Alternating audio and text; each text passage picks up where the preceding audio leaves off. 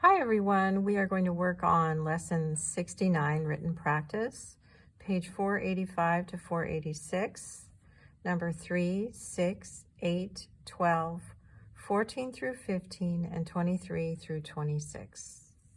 So we'll start with number 3. Kaya's house key is 5.2 centimeters long.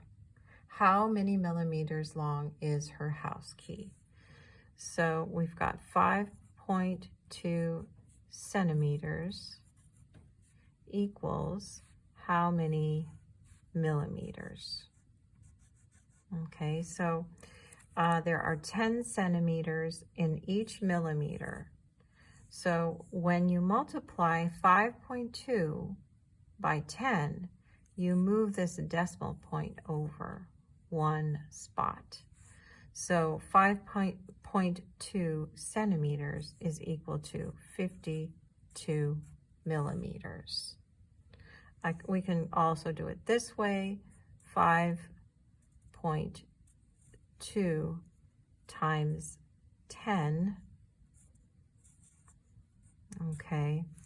And when you would do that, you would do 5.2 times 1 plus add a 0. So then that would also move this over to the right. Okay, when you multiply by 10, you move the decimal point to the right. When you divide by 10, you move the decimal point to the left because the number gets smaller.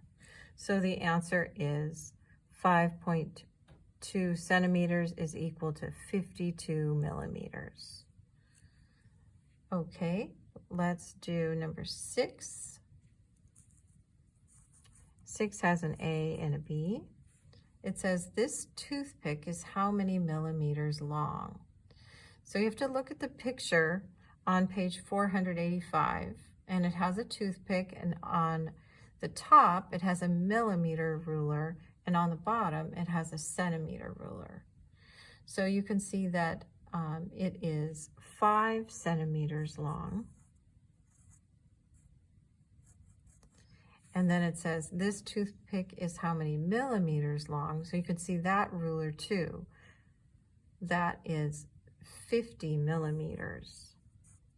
Okay, because there are 10 centimeters in a millimeter. So 5 times 10 is 50. All right, let's do number 8. 1 yard equals 3 feet.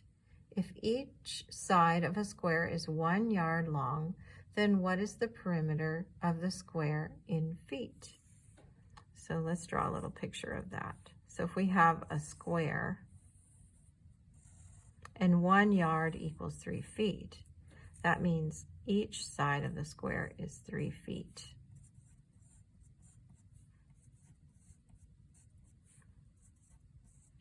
Okay, for the perimeter, we add up all the sides. Since all the sides are the same, you could also multiply.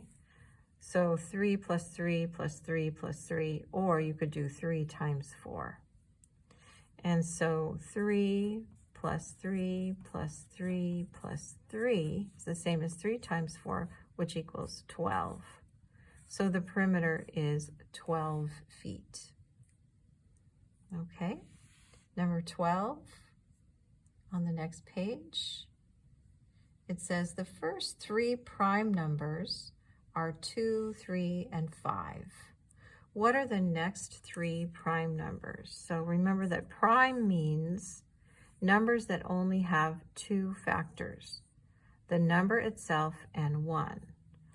So 2 only has 2 factors, 3 only has 2 factors, 5 only has 2 factors. So we have to find the next 3 prime numbers. So remember that even numbers, except for 2, even numbers are not prime, they're composite. So 6 is not prime. 7, however, is a prime number. So 7 is one of the prime numbers. Then 8 can't be a prime number, right? Because it's even. And then 9 is not a prime number because 3 times 3 equals 9. 10 is not a prime number because it is even. So the next one would be 11.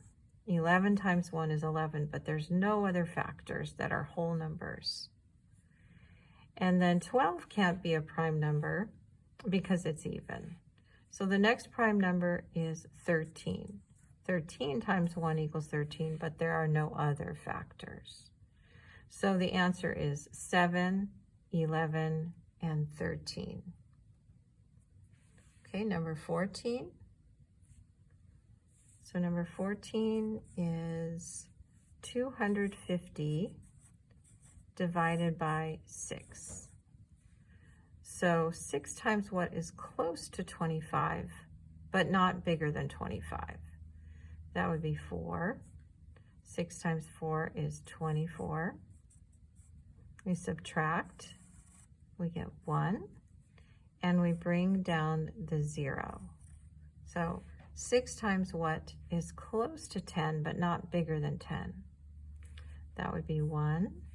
1 times 6 is 6. When we subtract 10 minus 6, we get 4.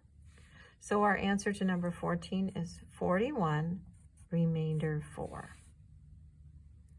Okay, and then number 15.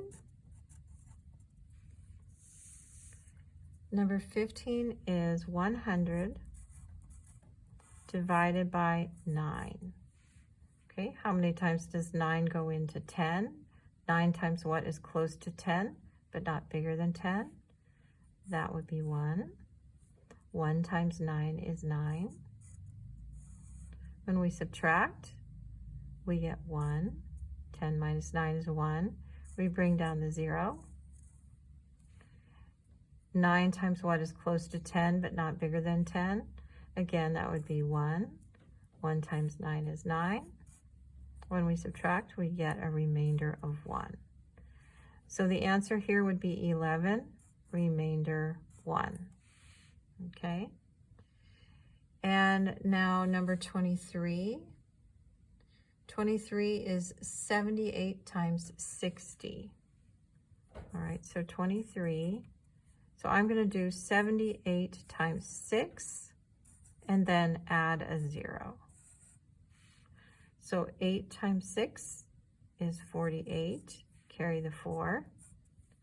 And 6 times 7 is 42, plus 4 is 46, and then I add my 0. Okay, so 78 times 60 is 4,680. Okay, and number 24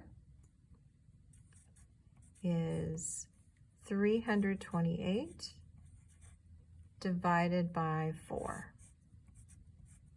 Okay, 4 goes into 32 how many times? Or 4 times what is 32? That would be 8. 8 times 4 is 32. When we subtract, we get a 0, and then we have to bring down this 8. Okay, how many times does 4 go into 8? Or 4 times what is 8? That would be 2. 2 times 4 is 8. When we subtract, we have a remainder of 0. So number 24 is 82. Now we're going to do 25 and 26 on the back because I need some more space. Number 25 is 375 divided by 7. Okay, so 7 times what is close to 37 but not bigger than 37? That would be 5. 5 times 7 is 35. When we subtract, we get 2, and then we bring down the 5. 7 times what is close to 25 but not bigger than 25? That would be 3. 3 times 7 is 21. When we subtract, we get a remainder of 4. So the answer to number 25 is 53, remainder 4. Okay, and then 26. 26 is 320 divided by 5. So we can tell right away with this number that there's not going to be any remainder because it ends in a 0. And 5 times anything either ends in 0 or it ends in 5. Okay, 5 times what is close to 32 but not bigger than 32? That would be 6. 6 times 5 is 30. When we subtract, we get 2, and then we have to bring down the 0. 5 times what is 20? That would be 4. 4 times 5 is 20. When we subtract, we get 0. So our answer is 64 with no remainder. And that's the end of written practice.